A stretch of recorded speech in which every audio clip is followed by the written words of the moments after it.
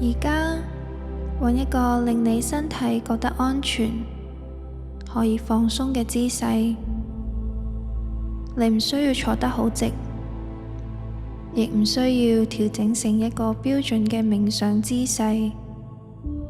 呢一刻唔需要表現，亦冇任何要求，只係輕輕咁將你嘅注意力由外面嘅世界慢慢收返嚟。你可以坐住或者瞓低，感受一下你嘅身體被地面、凳或者床穩穩咁承托住。如果你願意，而家可以慢慢咁閉上眼睛。而家將注意力放喺你嘅呼吸，吸氣，感受空氣慢慢進入身體，呼氣，將壓力、焦慮慢慢釋放出去。你可以喺心入面輕輕咁同自己講一句：我已經準備好為自己嘅健康負責。喺中醫嘅觀點入面，身體從來唔係一個靜止嘅系統。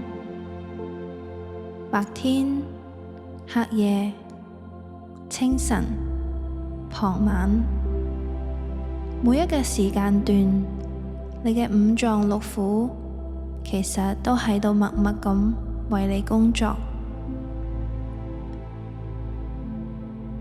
有時候佢哋喺度運作，有時候佢哋喺度修復，有時候佢哋亦都需要休息。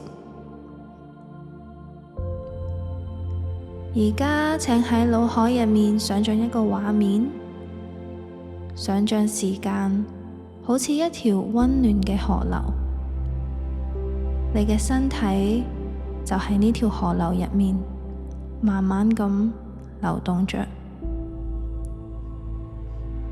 當河流嚟到早上，將注意力放喺啱啱起身嘅身體，感受一下啱啱起身嘅身體需要啲咩呢？唔係刺激，唔係硬撐，而係一個溫和嘅開始。如果你願意，喺心入面同自己嘅身體講：我願意為自己嘅身體食一份溫暖嘅早餐，等脾胃喺早上可以好好咁開始佢嘅工作。想象食完早餐嘅自己，個肚好溫暖，好放鬆，頭腦清晰，精力充沛。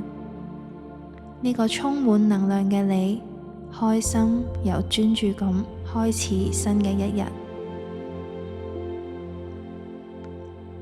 而家河流慢慢嚟到中午，將注意力輕輕咁放喺你嘅心口。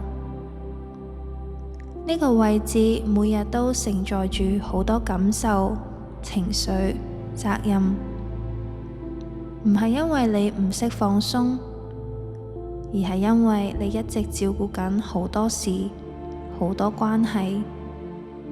呢一刻，請將空間還返畀自己。如果你願意，喺心入面溫柔咁同自己講：我願意畀自己一個情緒安定、心氣流動嘅空間，等心臟喺中午可以好好休息，養一養心氣。想象一下午休過後嘅自己，心情輕鬆，呼吸順暢，精神穩定。呢個身心舒暢嘅你，平靜而專注咁繼續向自己嘅目標前行。而家河流慢慢走向夜晚，能量開始向內收，請將注意力輕輕咁放到你嘅頭部，感受一下你嘅大腦一整日入邊，佢接收咗好多消息、諗法同埋刺激，好多時候佢被要求一直清醒、一直運作，但其實好少被真正允許停低。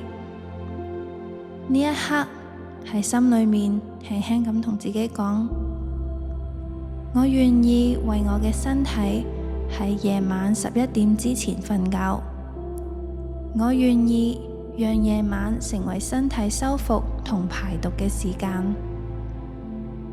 想象充足睡眠之後嘅自己，第二日瞓醒，眼睛明亮，心情愉快，連皮膚都變得細緻。